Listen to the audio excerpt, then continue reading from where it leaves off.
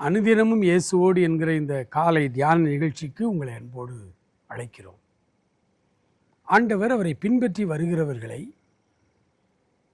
ஆத்தும ஆதாயம் செய்கிறவர்களாக அவர்களுக்கு பயிற்சி கொடுக்கிறார்.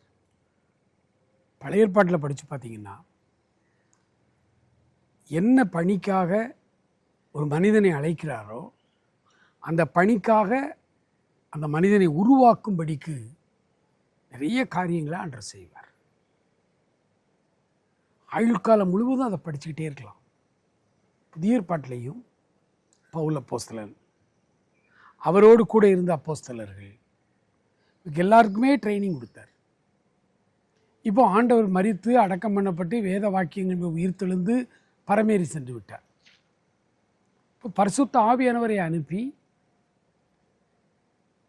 ஒவ்வொருவருக்குள்ளும் இப்போ ஆவியானவர் வாசம் பண்ணுகிறார். அவருடைய ஊழியங்களிலே பயன்படுத்துகிறார்.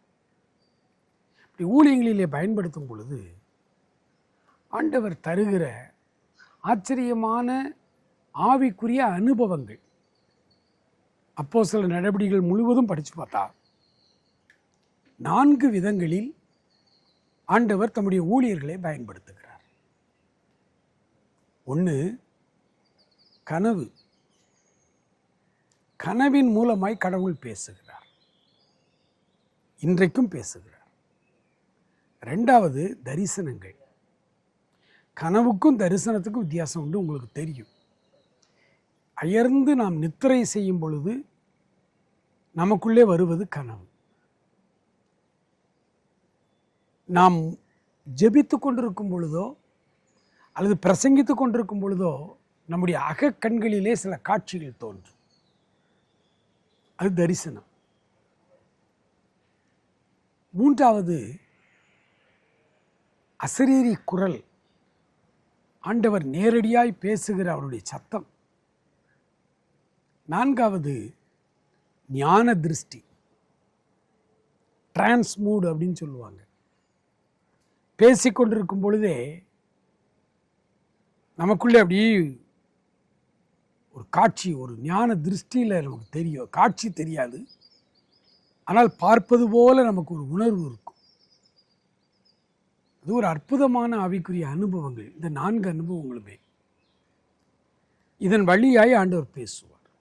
ஆனால் எல்லா நேரங்களிலும் நம்முடைய எல்லா காரியங்களிலும் ஆண்டவர் இந்த 4 முறைகளில் தான் பேசுவார் என்று எதிர்பார்க்கக்கூடாது.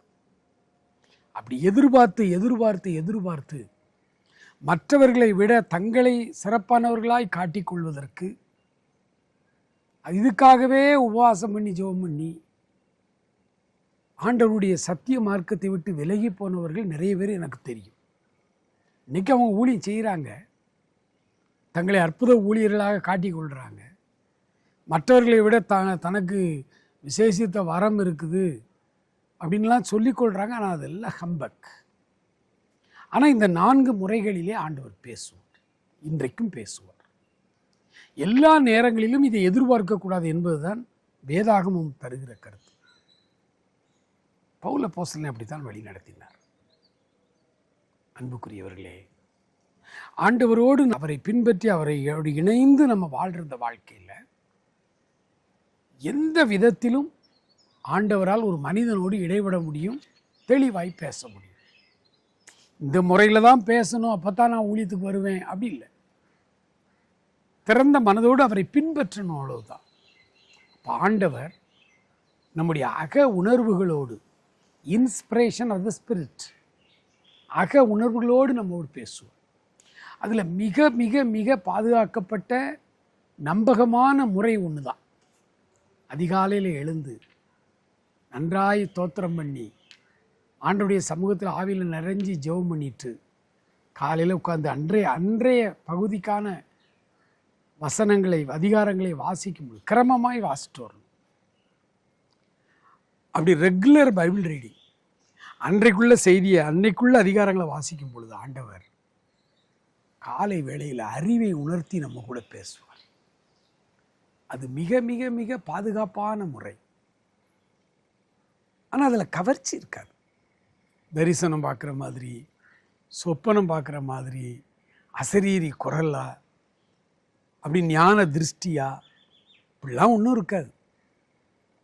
ஆனால் நம்மோடு பேசுவார், தெளிவாய் பேசுவார், உணர்த்துவார்னு சொல்லலாம். அதை இந்த உணர்வு நம்முடைய இருதயத்தில் ஆண்டவரோடு நெருங்கி ஜீவிக்கும் பொழுது எப்போதும் ஆண்டவர் நம்மோடு இடைப்பட்டு கொண்டே இருப்பார். ஒரு நிமிடம் கூட நம்மளை விட்டு விலக மாட்டார். நான் உன்னை விட்டு விலகுவதும் இல்லை, உன்னை கைவிடுவதும் இல்லை என்று அவர் சொல்லி இருக்கிறாரே.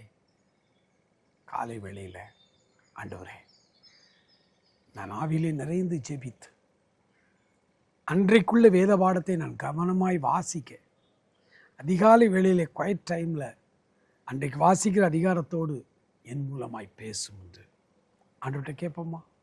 God bless you.